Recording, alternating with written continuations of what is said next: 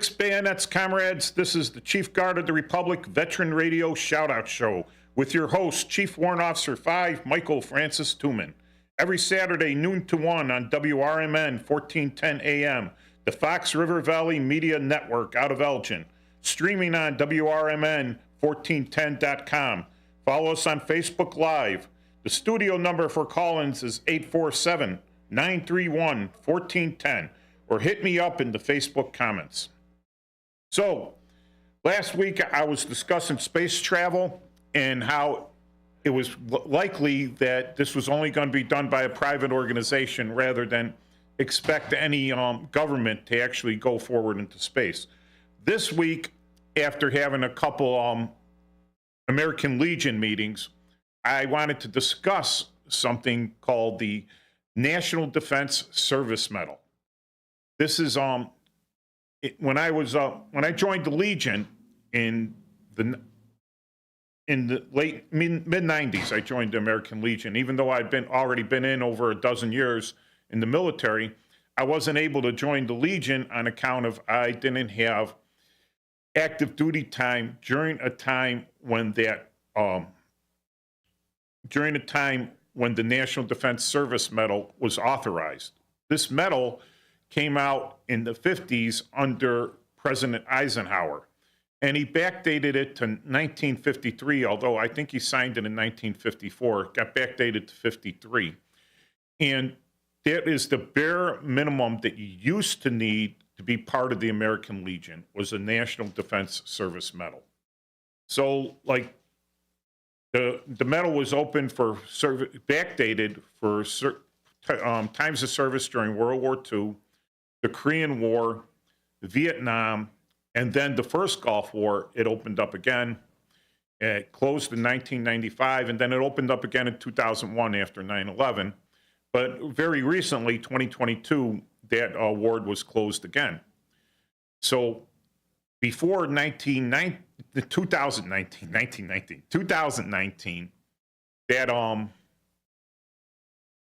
you needed bare minimum that award to join the Legion. And now, after the Legion Act, as long as you served 1 day of active duty at any time since December 7th, 1941, and if you were on active duty before December 7th, 1941, please call in, because I think they can make an exception for you there.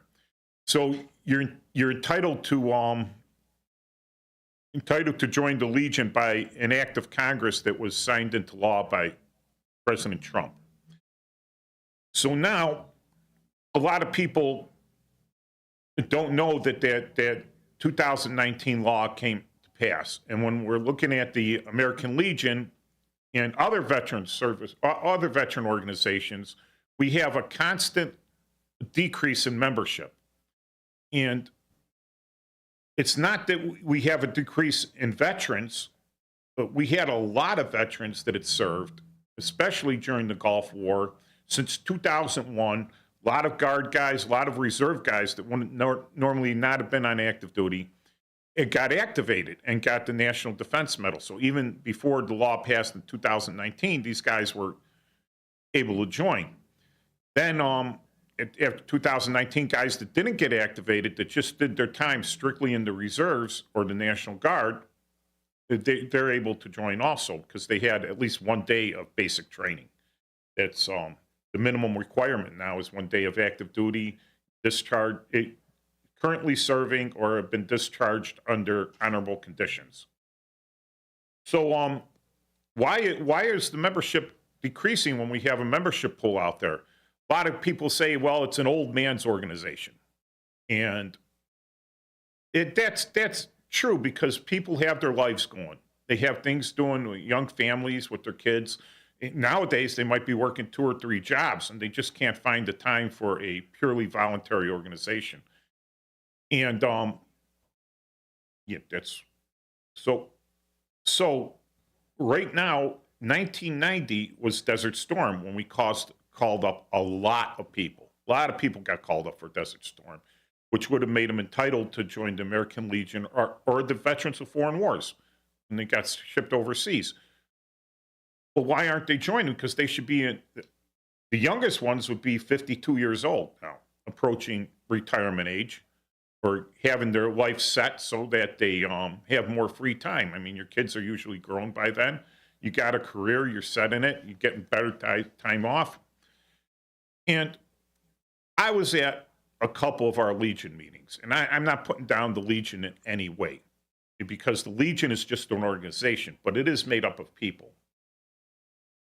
And unfortunately, some of the people in the Legion think it's a little bit more than it is. Right? It's a voluntary organization, right? And you're voluntarily elected in. You know, no one could elect you in or make you do a job against your will. So you're voluntarily elected in to be a leader within that organization.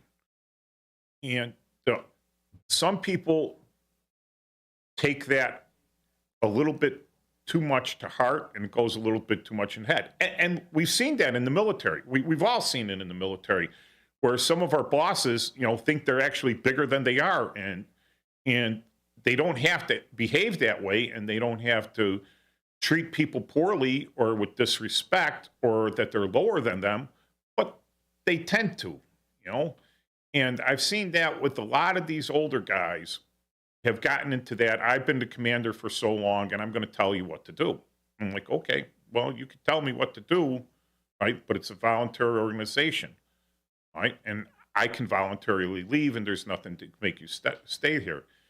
The other thing is, unfortunately, some of these guys, you know, there's a volunteer army. The last draft was in 1975. Everyone since 1975. Well, wait, I'm sorry. Let me correct myself. The Vietnam era ended in 1975. The last draftee was drafted in 1973. So we're looking at 51 years since the last person was drafted, right? So actually, they were pretty much involuntarily called up to service. And they were sent places that they definitely didn't want to go. And they may have had a bad time of it or anything. But to think that, oh my, I don't want to offend everyone on this, but some guys think that their service was more important than someone else's. That's the bottom line, right? And in truth, no one's service is more important than anyone else's. No one. If you go and you volunteer and you serve and you end up in a logistics unit stateside, or you're still doing a job to support the front lines. If you end up in a frontline unit, you're not going to do anything with that logistics guy back in the rear helping you out all the way through. And when we get into the Legion and to these volunteer organizations, we as a whole, and me too, I'm probably guilty of a little bit of it.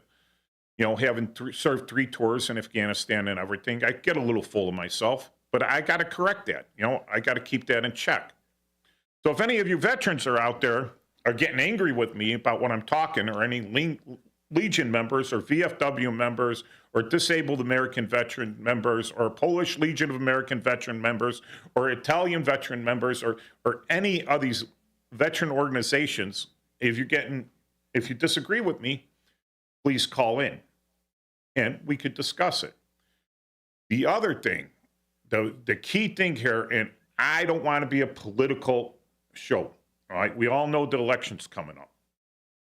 But what I saw in 38 years in the service, you see several different, what do you call it? I forgot the word, yeah. Generations, several different generations. I saw clearly three different generations come in. And as I was leaving, the last generation was a lot more left of center than you would think for a military member. Everyone thinks that the military members are ultra conservative right wing.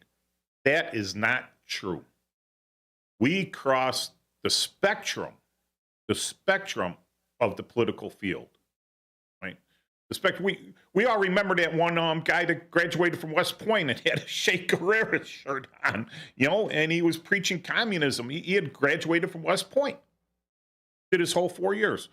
So veterans I think that a lot of these younger guys that could be joining the Legion right now are not doing it because they see us all as a bunch of old, ultra nationalistic right wing guys. And that's not true. I wouldn't say I was ultra right wing. I always vote my conscience. All right. I will look at something and I'll say that either that's right or wrong in my head. And of course, you're always going to vote in your best self interest. But for the Legion, to get members in there, I think we have to push a more open thing. We are not a political organization. When someone starts to talk about politics in our meetings, we should be shutting them down. All right? We shouldn't be out there supporting any political party. I mean, if they want to support us, that's fine, and we'll acknowledge that they supported us. But we shouldn't be out there as their political arms. That's absolutely not right. The Legion wasn't made for that. And personally, I think that's what's keeping a lot of the younger generation from joining us. So when we get back, I'll discuss this in a little finer detail, especially other things. I hope younger veterans call in and come talk to me. So right now, we're on 1410 AM. Our call-in show number is 847-931-1410. If you go to YouTube Live, you can also ask questions in the comments.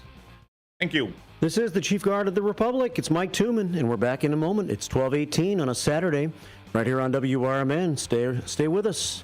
We're also taking comments on YouTube, and I have one to relay to Mike right when we get back from the break. This is Chief Guard of the Republic Veteran Radio Shoutout Show with your host, Chief Warrant Officer 5, Michael Francis Tooman. Every Saturday, noon to 1 on WRMN, 1410 AM, the Fox River Valley Media Network out of Elgin. Streaming on WRMN1410.com.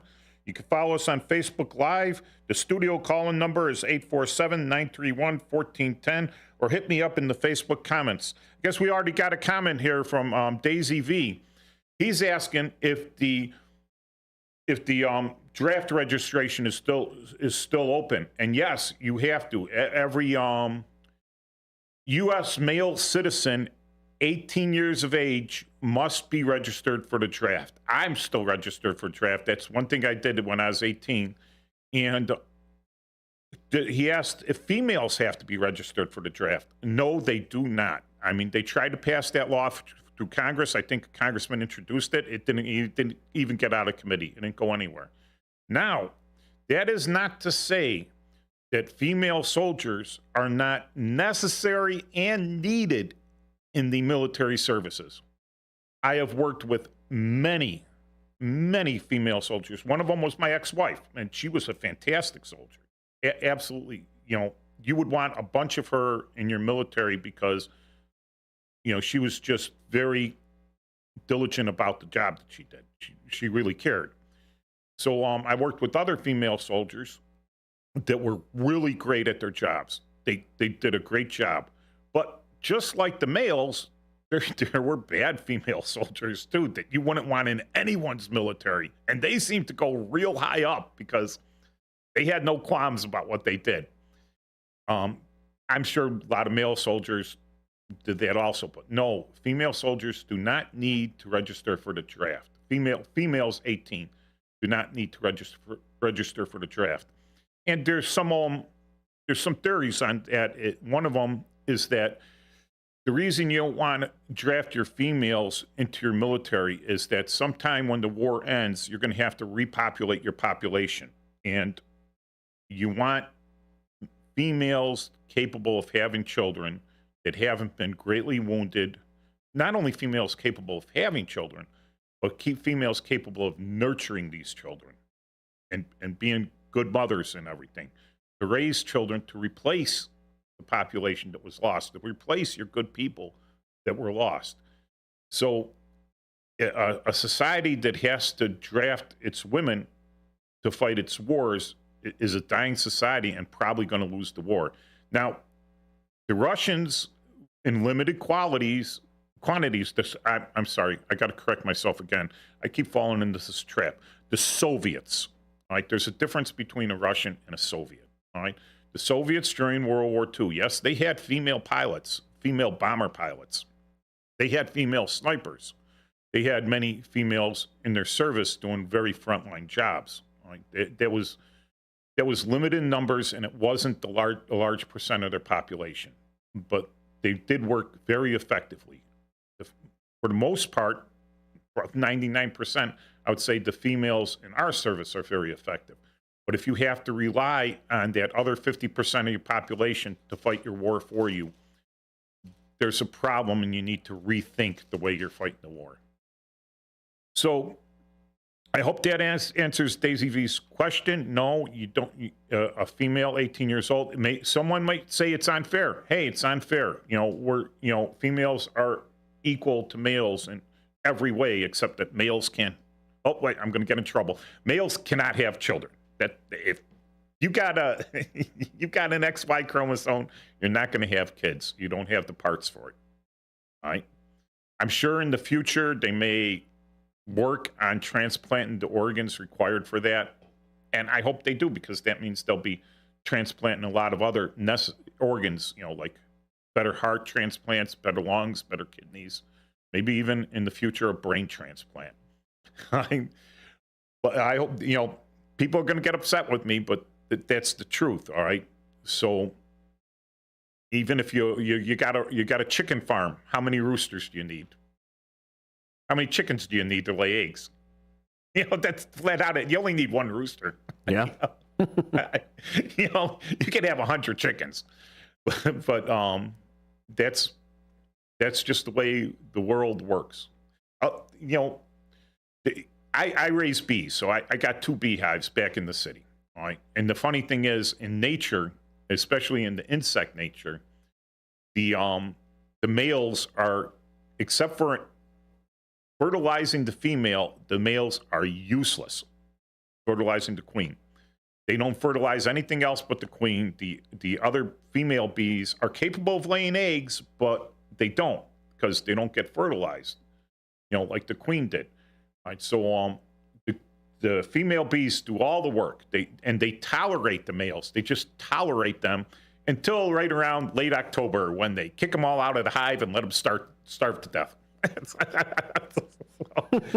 So that's pretty brutal, but they're talking about saving the species. All right, I would say the same thing goes with drafting females into your service. You're not working to save the species or your country or whatever. All right, so getting back to I see a great lack of female veterans in the Legion, the American Legion, because I know there's a lot more of them out there. We have some very great female Legion members, especially in my 9th district. Some women that I highly respect, and I lean on them for their experience in the Legion and to help me out and to hold my feet to the fire when I need to do something. So I have respect for them. I love women in the service, but as soon as you mandate that, I think that's going to be a big problem. All right. Now, okay, so I'm going to get really trouble here. Real trouble. If you started drafting females into the service, or threaten them with the draft and threaten to send them to the front lines, because, hey, once you draft them, now they could be in the infantry. We got female rangers and everything. But we're training, and we're training to drag a wounded soldier off the battlefield, and they make the body armor now with like a handle on it, so you could just grab it and drag the guy in his body armor. It kind of holds on to him. It's like a handle for a 250-pound guy with all this equipment. And this one female went out, and she's tugging on the guy, and he ain't moving. He's dead weight. So I go and I grab him, and I literally just rip him out of the way, and I says, that's the way it's done. But okay, I'm 225 pounds, So there's a problem there. You could give them the job, but can they physically do the job when necessary? All right, so we'll come back, and I'll get back on the why I think we need a lot younger Legionnaires in the American Legion and other things. So This is 1410 AM, WRMN, out of the Fox River Valley Media Network. Call us in when we get back, 847-931-1410. School, kids' teams, where you worship, work out. Six Bayonets, comrades. This is Chief Warrant Officer 5, Michael Francis Tooman, back to you with the Chief Guard of the Republic Veteran Radio Shoutout Show. Hoping for a lot more veterans to call in. Maybe I'm making them angry. Maybe they just agree with me too much to call me up. You can call up and say, hey, great job. I agree with you.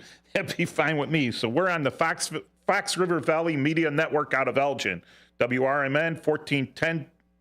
And also, you can live stream us, WRMN1410.com. And we have a studio call-in number, 847-931-1410. That's the last four is easy to remember. The first three and the last four, it's the middle three that I get confused with. 931. Yeah, 931. Yeah.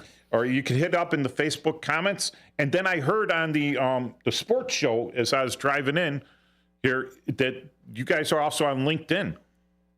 So there's like a LinkedIn link to listen on LinkedIn. Wow, yeah. I'm going to check that out. Some of this is still news to me, too, Mike. We're advancing every day. Yeah, the advance like everything else. We're advancing into the 21st century from the 19th century. Right. Because this stuff is really old. I mean, I thought, hey, I still have a MySpace account. Yeah. But that was the original thing. And I don't know how they let that die off, how they lost their corporate share on that. Anyway, so getting back into the younger veterans not being a part of the American Legion or the VF Veterans of Foreign Wars or any other disabled American veterans, any other of the veteran groups, and that's my belief is that they just think we're all a bunch of right-wing fuddy-duddies.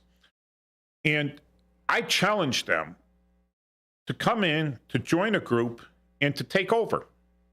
Come in and take over. Get enough of your buddies in. Have them elect you in. And if you think we're right-wing fuddy-duddies, get into the driver's seat. I'm not going to say it's going to be a tough time. It might be a little tough time, but it could be very rewarding. And steer the American Legion in the direction that you want it to go. You know, unfortunately, it's illegal to organize into a form of union or to organize a labor group within the military. So the military, and I'm including in this the Coast Guard, which is a military-like branch. So it's a service branch. Right? It's illegal to unionize because you don't want the bulk of the members, which are enlisted, to dictate to the officers what job they should do, or to have a job action in a time of national emergency where they're just not going to operate. That's why that is illegal. So they have organizations called one of them, the big one is the I never did join it. The Association of the U.S. Army. Right? There's also Reserve Officers Association. These are groups for like people that are currently serving, and they pay for lobbyists. They don't have a work organization, but they pay for lobbyists to get their point and what they want for their members across the Congress. When I was working at the Pentagon in the office of the Chief of the Army Reserve over in Fort Belvoir, they actually had a section dedicated to going into Congress and to lobby in Congress for the needs of the Army Reserve, just for our needs. And we're a service organization under the Pentagon and everything, and we got to lobby Congress to look into our needs. All right, so without the American Legion and the VFW and the other groups, I'm just mentioning the big ones right now. If you're a member of another organization, call up and let me know, right? Without these other groups, you can write a letter to your congressman. Maybe he'll get it. Maybe you know him personally. Maybe go shake his hand and tell him what you want done for veterans. Whether he's going to vote for it or whether he's going to introduce a bill or support a bill, is unlikely compared to a lobbyist for the American Legion or for the VFW that goes in and says, listen, the 2 million members that I represent, all right, would like to have this done. And guess what? They vote.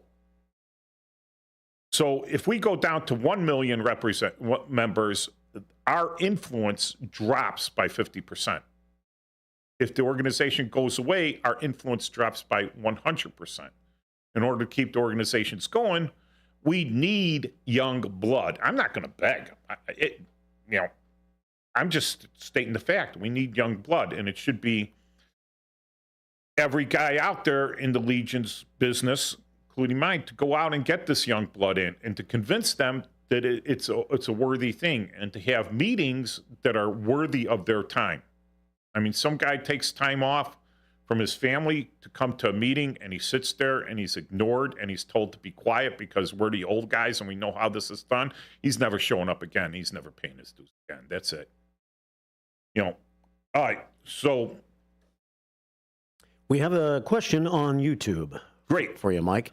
Dennis checks in, says, how does your group fight the stigma that most of these groups are just veteran drinking clubs? Oh, yeah. Okay. So that's a good one. One, we fight the stigma. My post fights the stigma is we don't have a bar. We don't have a bar. That'll do it. And a lot of these groups, through mismanagement, because they're not professional bar managers, a lot of times through outright theft, all right? They've lost their bars. They've lost their licenses, all right? They've lost all that stuff. And now they have to rely on having an actual meeting and have to do things. And the stigma is there. I agree with it. I joined and I says, oh man, and I was pretty, I could drink. I've been on the wagon for like 3 weeks, but I could drink, all right? And I'm like, great, I'll be able to drink with these old war buddies and tell war stories. And I show up at the post that I joined, Post 104, and yeah, these guys were so old they couldn't drink because they couldn't mix their meds with the drinks. I'm like, what? And then you'd have to bring your own because we didn't have a bar.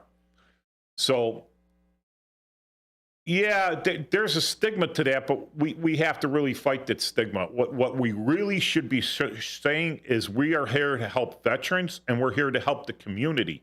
Our post has got a great thing going with the Schiller Park schools. Schiller Park is right over there by O'Hare Airport. It's pretty close to where I live in Chicago. That's the post I joined. And we go into the schools in our American Legion uniforms with our American Legion funny hats. And these 3rd and 4th graders just love to see us there as military. And we can tell them war stories. They ask us questions about where we were, what we did, and everything. And you could have just been, and I'm not saying just been, they don't care what you did in the military because to them, everything was hardcore. You put on that uniform, you're instantly a hardcore hero. So we go to the community and we show these kids, we did things patriotic, we're good citizens. We continue to help the community.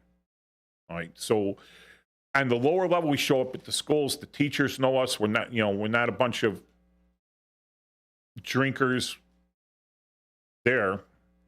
But there are posts that still have the bars, and it looks like a drinking club, and they get their meeting over with so they could start drinking.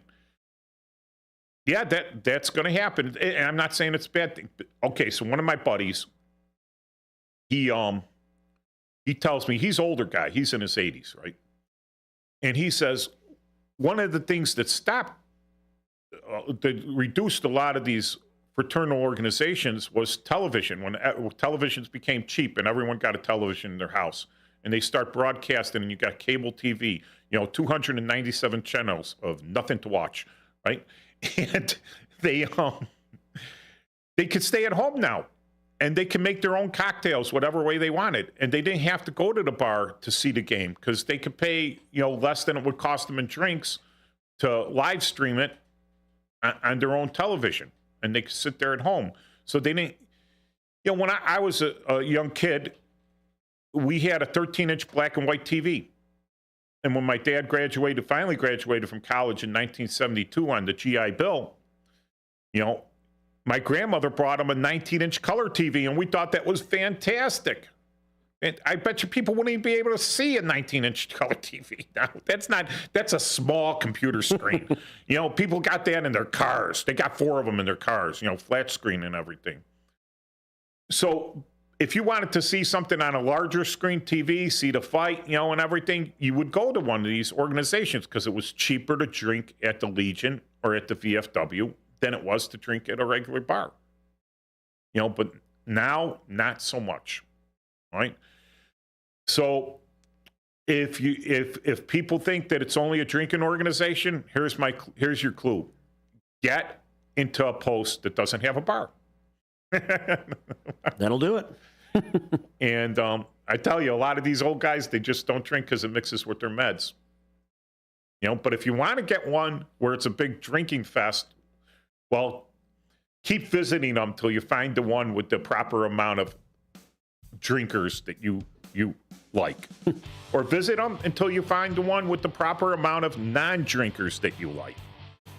Again, it crosses the spectrum. So we'll be back for the last quarter of the show. This is Chief Warrant Officer 5, retired Michael Francis Tooman, and 1410 AM, WRMN, 1410.com, or the Facebook Live. Yeah, we'll be right back. And don't forget to listen to us today between 2 and 4 because we're going to be live from Hampshire. They have Holiday on State Street going on, and Dean and Matt are on their way out there right now. So live coverage from Hampshire here in place of our Rich on Tech program today between 2 and 4. Next hour, it's Jeff with his Jeff Michaels Show. Stick around for that. Fixed bayonets, comrades, just for any of you that don't know, that bugle call is the actual military bugle call for fixed bayonets. The last command you ever want to hear in combat. Because you know things have gone wrong, you're out of ammo, you're in a dire situation, and you're going to have to cold blade your way out of it. And so this is the Chief Guard of the Republic Veteran Radio Shoutout Show. I'm Michael Francis Tooman, your host. I was a Chief Warrant Officer 5 in the Army. I did 38 years between the Army Reserve and National Guard with 5 combat deployments and numerous non-combat deployments. I'm here every Saturday, noon to 1, WRMN, 1410 AM, Fox River Valley Media Network out of Elgin, streaming on WRN 1410.com. Follow us live on Facebook. Our studio number is 847-931-1410. Hey, if you didn't catch the whole show and you're just catching the edge of it, I'm actually on Facebook Live, and you can go and you can join the channel there. What do they call? Subscribe on Facebook to WRMN 1410's Facebook channel. And then you could see me, all my shows, well, most of them that I know of live. I canned one that was audio only, and I'm working on improving that show. But I was watching myself. I'm going, man, that guy's having a good time. Like, I actually look forward to coming here in the mornings. I come a little early. Then I walk over to the Blue Box Cafe. And I was looking for a place, you know, just to get a sandwich or something. I'm like, Blue Box Cafe. And it didn't strike me until I went in there, and I'm like, oh, my God, this is Doctor Who themed. Yeah. Like, the trouble is, it's mostly the new Doctor Who, right? And these young kids, I think they've only seen the new one.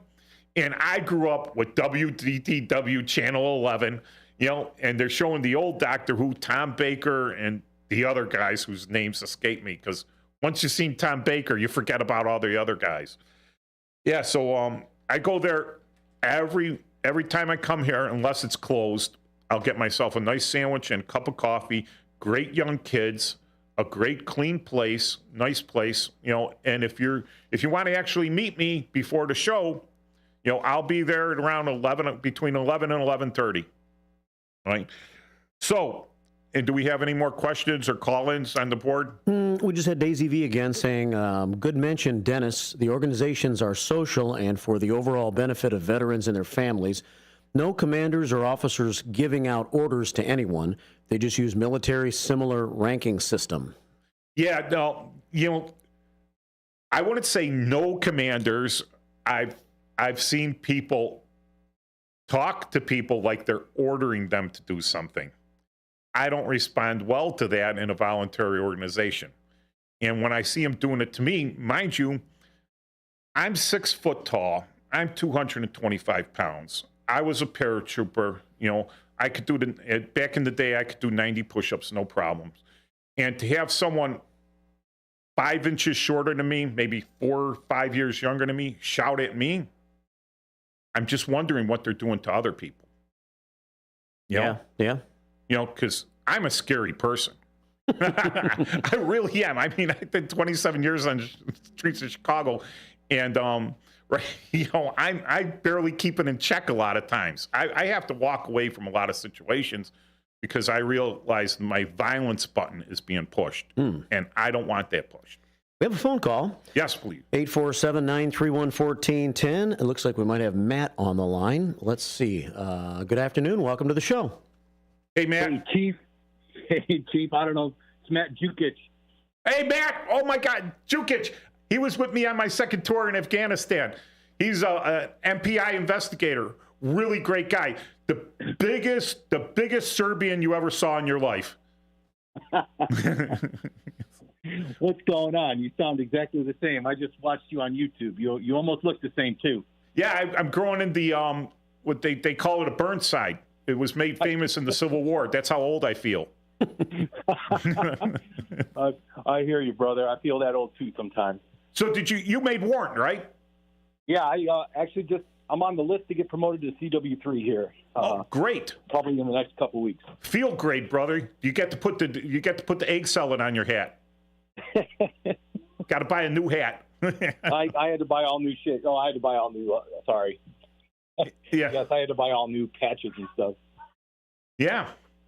But hey, so how you been? How's retirement? Oh, retirement's okay. I'm trying to keep busy here. Like I says, I'm kind of overextended in the Legion and a little overextended in some other things. I wrote 13 novels. I did. I read one of them. You told me. Well, we've stayed connected over the years through messages and emails. You said one of your characters in one of your books was after me, so I had to buy that book and see what your impression of me was after so many years. Yeah. Well, no, my impression's always, you guys were great, man. You guys were great over there. I liked working with you guys. The guys I was supposed to be working with, you know, those guys were, the captain I was working for, he was kind of a joke and everything. Yeah. We had a good time. That was a fun mission. I learned a lot, and I learned a lot from you, and I learned a lot from the people we were working with, and it was a good time. I have good memories of that year. Yeah. That's the secret of life, is learning from people. You can learn from everyone. I don't care how dumb they are. All right. I don't care how smart they are. I don't care how arrogant they are, you know, or how mean they are. You could learn, if you're not learning something from them, you're learning how not to be them. You know, it's like exactly. Exactly. Hey, do you keep up with anyone else there? A couple of the guys that I mobbed with, I still in contact with occasionally. You know, it's been 20 years since almost 20 years since. Oh my God, you're right. So that group, I don't. I mean, I was mobilized twice after that to support the mission, my new job. But you know, those guys, probably it's been 18 years now. So yeah, I mean, just occasional emails, some text messages, some direct messages. Other than that, no, nobody. I haven't seen any of those guys, and man, it's been a long time. You know, I went back in 2012 and I was working with the Polish Army over in Ghazni, and I was staying in a plywood hut again, you know. And then in like 2017, my son went over there with the 82nd Airborne, and he was at the embassy in a hearted building with flush toilets and stuff like that. I'm like, hey. I always remember telling people stories about how, like, you go to these little fobs out in the middle of nowhere, and you know, you go to the bathroom or the latrine or whatever you wanted to call it, and the same flies that you were wiping off your rear end to put your pants back on were when you went to the DFAC, which was about 10 feet from the bathroom, the same flies would be visiting you while you're trying to eat your food. Yeah, well, now you're making people not want to join the military. Hey, well, maybe we could all get a disability rating together, right? Yeah. Oh my God. If veterans rated, well, you would always get that one guy in there that he would think that what I did was the worst, and unless you did exactly what I did, I'm not giving you any rating. All right. So, hey, Matt, it's good to hear from you. Hey, keep calling and pass this around to your friends and everything. All right. All right. Yes, sir. All right. You take care. Good hearing from you. All right, so I'm going to wind up the show. I'll be back next week, same time, same station. All right, same Elgin station, WRMN, 1410 a.m., noon to 1 on Saturday. Chief Guard of the Republic Veteran Radio Shout-Out Show. Streaming 1410.WRMN, 1410.com, or on Facebook Live. And Thanks a lot. Appreciate the show, Mike. Good show. It's 12:50. now featuring 8. international crime thriller, I Married a Bot Madam. Available on Amazon in hardcover, paperback, and Kindle editions. The paperback is also available at other book retailers. Check out Michael Tuman's webpage at Scilink.net. That's Papa Sierra Yankee Lima India November Kilo November Echo Tango. Join me, your host, Michael Francis Tuman, on my radio show,